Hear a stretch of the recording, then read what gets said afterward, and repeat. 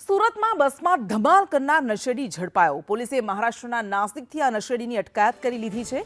Video viral થતા નશેડી મહારાષ્ટ્ર ભાગી ગયો હતો।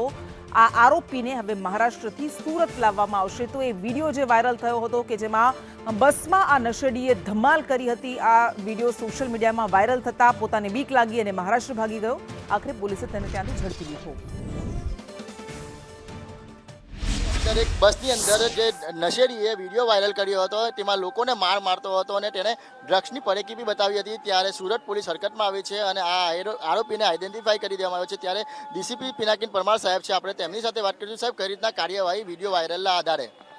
ગઈકાલે અમારા સુરત શહેરનો જે સાયબર ક્રાઇમ સેલ છે તેને એક વિડીયો મળેલ હતો અને આ વિડીયોની અંદર એક ઈસમ જે બસની અંદર બેસીને તે બસની અંદરના યાત્રીઓ ઉપર થોડીક બળજબરી કરી રહેલો અને બીભત્સ ગાળો બોલતો વિડીયો મળેલો હતો।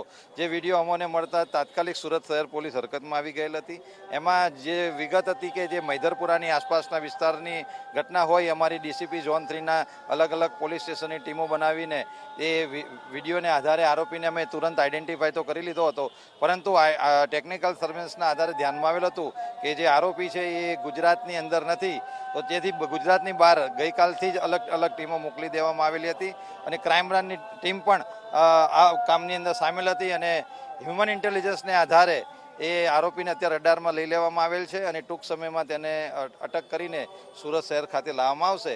આરોપીનું ડિટેલમાં ઇન્વેસ્ટિગેશન કરવામાં આવશે અને એની સામે કડકમાં કડક કાર્યવાહી હાથ ધરવામાં। ડ્રગ્સ જેવી પરેકી બી બતાવી રહ્યો છે એ વિડીયોની અંદરની વાત છે, પરંતુ એને જ્યારે અમે ડિટેન કરશું ને એની સાથે જે હશે તો જો એની પાસે એનડીપીએસના ધારાને આધારે પણ જો કાર્ય હશે એની પાસે તો અમે કડકમાં કડક કાર્યવાહી હાથ ધરવામાં આવશે। તો બિલકુલ જે રીતના સુરત શહેરમાં જે ડ્રગ્સ બતાવતો વિડીયો વાયરલ થયો હતો યુવકનો અને જે લોકોને માર મારી રહ્યો હતો તેનો વિડીયો વાયરલ થયો હતો અને અત્યારે જે પોલીસ છે તે હરકતમાં આવી છે અને આ આરોપીને ઝડપી પાડવામાં આવ્યો છે અને સુરત ખાતે લાવવાની જે કાર્યવાહી છે તે કરવામાં આવી રહી છે। કેમેરા પર્સન ભૂષણ ચૌધરી સાથે મનીષ પરમાર, સંદેશ ન્યૂઝ, સુરત।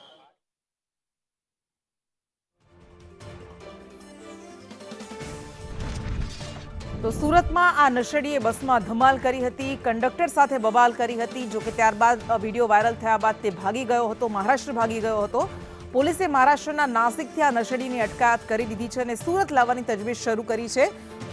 આરોપીને મહારાષ્ટ્રથી સુરત લાવવામાં આવશે અને ત્યારબાદ વધુ તપાસ કરવામાં આવશે। જો કે તેના હાથમાં જ્યારે સવાલ પૂછવામાં આવ્યો કે ડ્રગ્સ દેખાતો હતો તો પોલીસે કહ્યું કે એ તો જ્યારે એને સુરત લાવવામાં આવશે અને તપાસ કરવામાં આવશે ત્યારે ખબર પડશે કે સાચું કારણ શું હતું।